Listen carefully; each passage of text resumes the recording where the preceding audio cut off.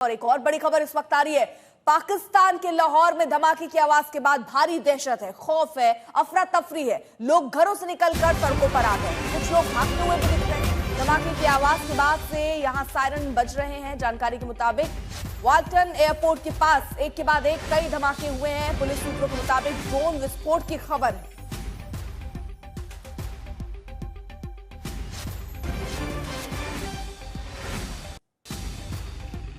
लोगों के बीच अफरा तफरी, घरों से बाहर निकले हैं। धमाके की आवाज सुनाई देने के बाद सायरन की आवाज सुनकर गोपाल नगर नसीराबाद इलाके में दरअसल ये धमाके हुए हैं। धमाके की आवाज के बाद से यहां लगातार सायरन बज रहे हैं। जानकारी जो मिल रही है वो ये कि वाल्टन एयरपोर्ट के पास एक के बाद एक कई धमाके हुए। पुलिस सूत्रों के मुताबिक ड्रोन विस्फोट की खबर है।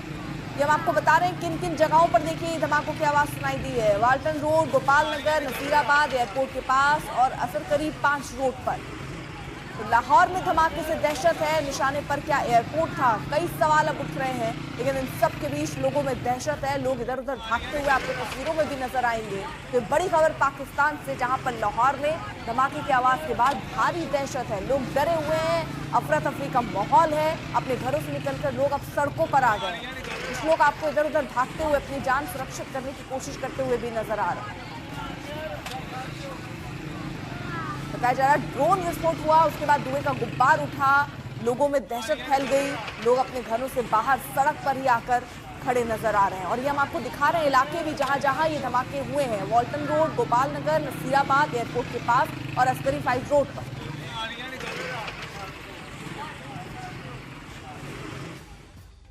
तो पाकिस्तान में ऑपरेशन सिंदूर का खौफ है। भारत ने पाकिस्तान और पीओके के 9 आतंकी ठिकानों को उड़ाया है। आतंकियों के आका हाफिज सईद और मसूद अजहर को भारी चोट पहुंचाया। अब सवाल उठ रहा है कि ऑपरेशन सिंदूर खत्म हो गया या पार्ट 2 अभी बाकी है। भारतीय सेना ने 21 आतंकी टारगेट फिक्स की थी, 9 साफ हो गए हैं। तो क्या अभी 12 पर अटैक होना है? कल सेना की ब्रीफिंग में जिन 21 टारगेट का जिक्र था उसे मैप पर दिखाया गया था। आप ग्राफिक्स में जरा देखिए कि वो कौन कौन से इलाके जो तबाह हुए और अभी बच्चे कौन कौन से हैं। तो अभी टारगेट जो हैं वो और बचे हैं। तो इसी से क्या हम ये कह सकते हैं कि ऑपरेशन सिंदूर अब 2.0 होने वाला है? पाकिस्तान खौफ में है। क्या भारत की स्ट्रेटजी अभी है कि जितने आतंकी ठिकाने हैं जिनको चिन्हित किया गया है उनको सबक सिखाना है, उन्हें नेस्तनाबूद करना है? क्या ये तैयारी है भारत की? अभी तक आपको बता दें जिस तरह से जो प्रेस ब्रीफिंग हुई थी उसमें 9 तो तबाह हो चुके हैं, लेकिन लिस्ट लंबी दिखती है। 12 और नाम दिखते हैं और ठिकाने दिखते हैं। तो क्या वहां पर भी ऐसे ही कुछ हमला होने वाला है?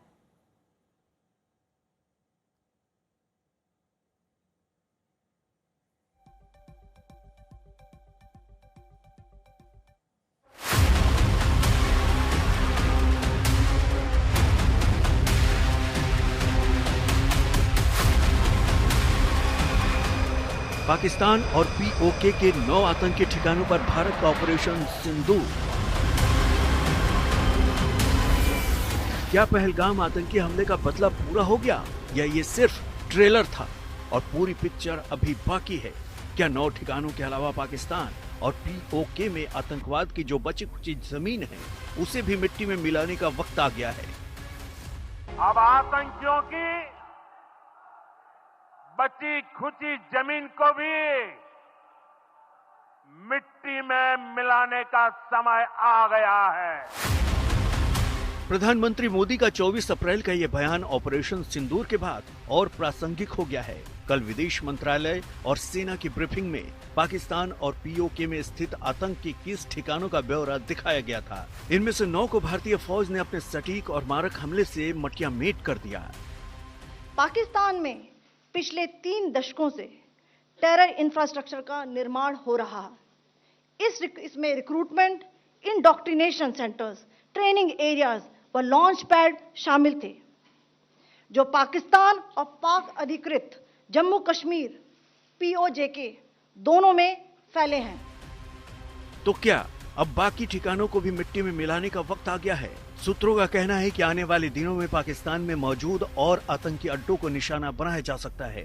भारत का लक्ष्य सीमा पार आतंकवाद को खाद पानी देने वाले पाकिस्तान को तगड़ा सबक सिखाने का है।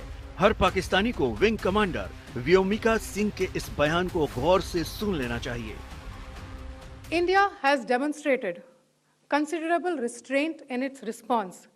However, it must be said that the Indian armed forces are fully prepared to respond to Pakistani misadventures, if any, that will escalate the situation. Pakistan ने कोई दुस्साहस किया, खैरियत नहीं। पाकिस्तान के प्रधानमंत्री शहबाज शरीफ अपने नागरिकों के बीच साख बचाने के लिए गीदड़ भभकी दे रहे हैं, लेकिन उन्हें भी पता है कि उनमें न साहस है न कुव्वत। भारत के लिए आतंकवाद के खिलाफ ये निर्णायक लड़ाई का वक्त है और भारत इस मर्ज का पूरा इलाज करने का मूड बना चुका है। अब आतंकियों की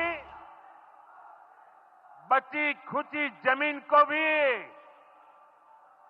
मिट्टी में मिलाने का समय आ गया है। आज तक ब्यूरो। मंजीत नेगी हमारे साथ हमारे सहयोगी और जानकारी के साथ जुड़ चुके हैं। मंजीत जरा ये बताइए कि क्या ये सिर्फ ट्रेलर था, पिक्चर अभी बाकी है? क्योंकि लिस्ट में और नाम थे, उन नामों का क्या मतलब?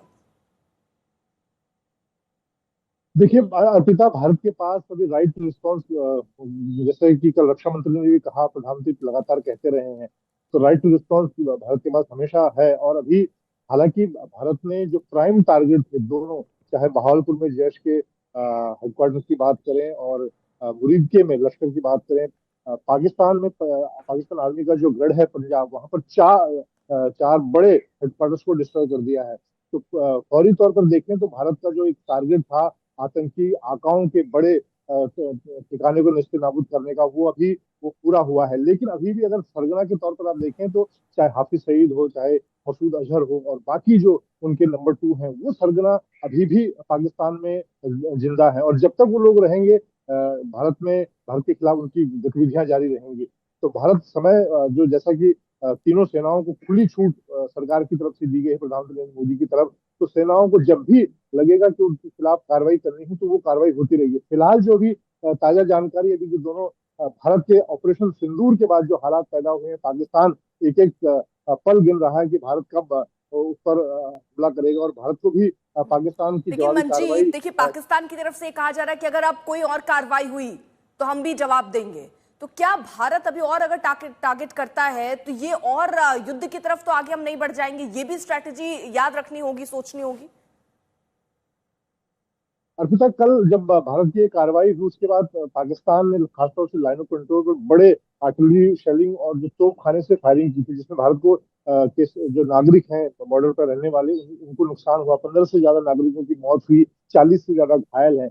ऐसे में अब आज की मैं बात करूं ताजा जानकारी की, तो तीनों सेनाओं को अलर्ट रहने के लिए कहा गया। सेना प्रमुख जनरल उपेंद्र द्विवेदी ने अपने लोकल आर्मी कमांडर्स को कहा है कि प्यूनिटिव एक्शन लिया जाए पाकिस्तानी सेना के खिलाफ। और भारत भी उसको अब कल भी भारत ने बहुत मजबूती के साथ रिस्पॉन्ड किया था। और अब जिस तरह से डायरेक्शन दिए गए हैं सेना प्रमुख की तरफ से, तो मुझे लगता है कि सरहद पर खासतौर से लाइन ऑफ कंट्रोल पाकिस्तान ने जो आम नागरिकों के खिलाफ कार्रवाई की है उसको प्यूनिटिव एक्शन, उसका मुंहतोड़ जवाब दिया जाएगा। और अभी भी क्योंकि पाकिस्तान की सेना पर भी एक बड़ा दबाव है कि वो जिस तरह से उनके गढ़ में जाकर भारत की सेनाओं ने, वायुसेना ने, थल सेना ने एक बड़ा ऑपरेशन सिंदूर को अंजाम दिया है, तो पाकिस्तानी सेना को अपना मुंह छुपाने के लिए वो भी भारत के खिलाफ कोई कार्रवाई कर सकता है। ऐसे में ठीक है मंजीत, आप नजर बनाए रखिए।